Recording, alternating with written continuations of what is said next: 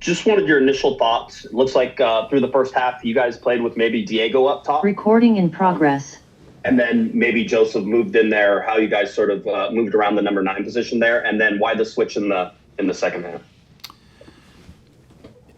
Yeah, I mean, part of it is we don't have day on for this week, and so we have 3 games in 7 days. The second 2 at home. We know it's going to be at times a little bit of striker by committee, just to kind of get through the week. So the first half, we did a little bit of, at times it was a little bit, looked like a false 9. At times Diego was filling the space. At times Joe was making runs inside. It wasn't necessarily for Joe to fill the space. I think it was just some of the movement that ended up putting him into the space.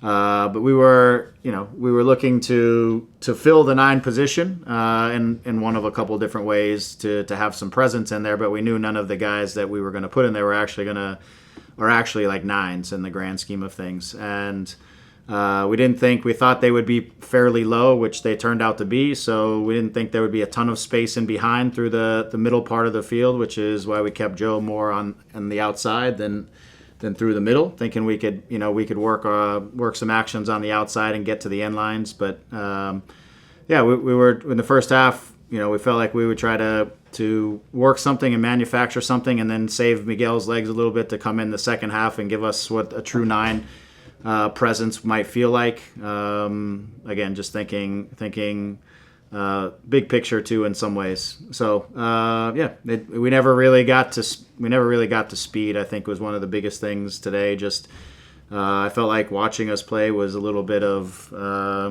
underwater soccer sometimes, just with the humidity and the heat. We just didn't manage it well. We showed some inefficiencies that our possessions ending in front of them, where we didn't really commit to the hard runs in behind.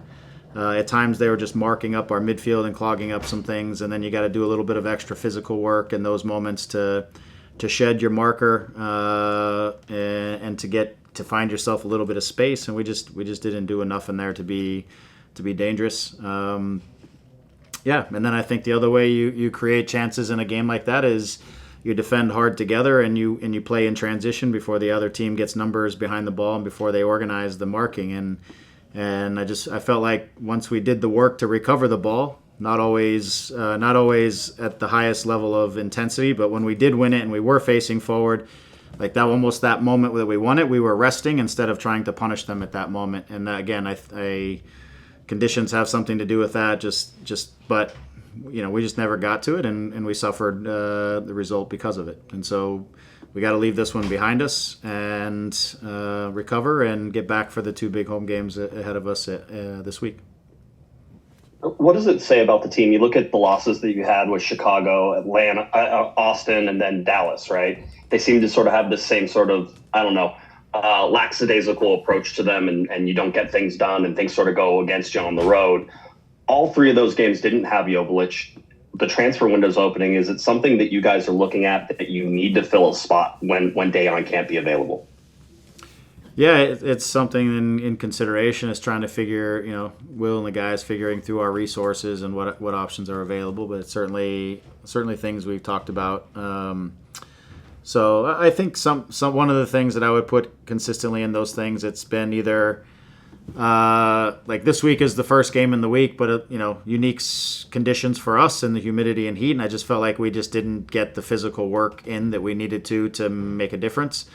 The third game in a week and traveling to Chicago again, I just don't think we necessarily got the physical work in and the intensity that we need to be dangerous and to score goals. And I think that's been the consistent thing. When we haven't shown up to show that intensity and those high intensity moments that a game needs to change the game, when I'm talking about on the scoreboard, when we get a little bit more overly focused on the possession and we don't get those high intensity moments as often as we need at the right times, then we become more vulnerable, and we've lost games when we've been like that. So the key is certainly not falling into that, being very mindful of it, not falling into those situations.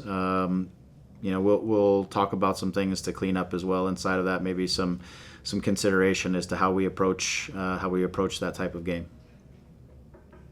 Thanks, Greg. Go ahead, Alex. Hey Greg, really appreciate your time right now. Just wanted to ask you, we got to see Ruben Ramos Jr. get some minutes. He was part of that U17 team. Just the Isaiah Prente as well. He's been with Ventura County.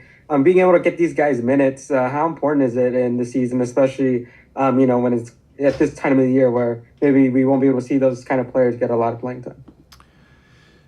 Yeah, I mean, if you're going to take a silver lining out of this game, that's the only. Emmy gets in for 30 minutes. You see a little bit of his physical qualities in the defensive one-on-one where he's able to just kind of bully guys off the ball, and he shows a lot of confidence physically. That's something that we can certainly use. Getting him some minutes out there was big for him.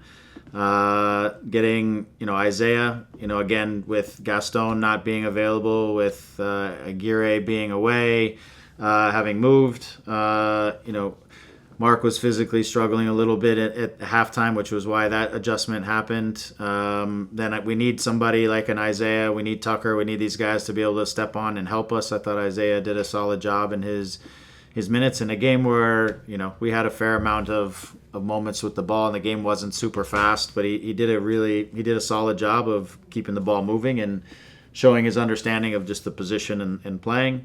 And I thought Ruben came on and he was dynamic. I thought he was moving about and he was making runs and he was trying to unlock the game. And so he was putting in a good shift. And it's just big experience for Ruben to get out there and to get some of this time. But we've got to keep building, some of these guys that are a little more fresh. We've got to keep building them up too and getting them minutes so that they can add to the roster in case any of them actually makes us better, or in case we need these guys somewhere down the road to give us some really important minutes. They need to be ready for those minutes. So again, if there's any, I don't usually find tons of silver linings in losses, to be fair, but if there's something, is we were able to get some guys some experience tonight that don't have a lot inside of our group, and hopefully they'll benefit from that as we keep moving forward. Yeah, and lastly, you mentioned Mark Delgado was struggling a bit. Yeah. Does that look like it'll change his status for this Wednesday? No, I don't think so. I just think it was a combination of the heat, humidity, and some of the travel that caught him in the first half. He was starting to suffer a little bit in the first half, and it just there was no reason to put him out there in the second half to make him suffer even more. There wasn't any reason for it. He wasn't in position to be able to do that. So part of it is to get off and get to start his recovery and to get him moving, but we don't see it as anything lasting. Thank you, Greg. Safe travels back. Thank you. And we'll wrap with Rob. Go ahead, Rob. Hey, Greg. Thank you so much for the time. You brought Maya off today, I believe, for the first time all season. Was that precautionary? Did he pick anything up, or was it just, like you said with Mark, just no reason to keep him out there? And then what did you see from Emilio Garces in his time on the field? Thank you. Yeah, I think a big part of his Maya's obviously played, I think, every minute of the season, and I think, again, physically, this was a game that you have to suffer through a little bit with the humidity, and I felt like as a group we were suffering a little bit with some inconsistencies and inefficiencies, I should say, and I just felt like we need to get Emmy on the field, and he needs to get connected with the group and play some minutes so he can start to understand the league and adapt to the league. And so with some precaution, it was also getting Maya off and also, again, letting him start the recovery and turn around for what we have in front of us. And I want to see Emmy play. The team has been in good form, so Emmy, it's been harder for him to get into the different pairings we've had. So tonight was an opportunity for that. I thought he did a really nice job. Again, you see his physical confidence just to get tight to people, to close down players. He showed strength and showed the ability to dig out some balls when forwards were trying to hold him up. He showed his capacity when they tried to play behind to just to get himself between the ball and the player. I felt like he covered Jalen well and some balls that were in the air. I felt like he was, again, he showed his physical confidence, but he also showed that he positionally understands. So it was a game where he didn't have a lot to do with the ball under pressure. So I thought it was also decent for him just in a in the aspect of not having to deal with a team that's high pressing you and you're really limited on your time on the ball. I felt like he could just kind of adapt and get into the game. But there'll be more things that we want to expose him to as he keeps going that I think are going to help him. But again, I think you see a little bit of why he's a little bit different inside of our group because of some of the physical tools he brings. Thanks for your time, Greg. All right. Thanks, everyone.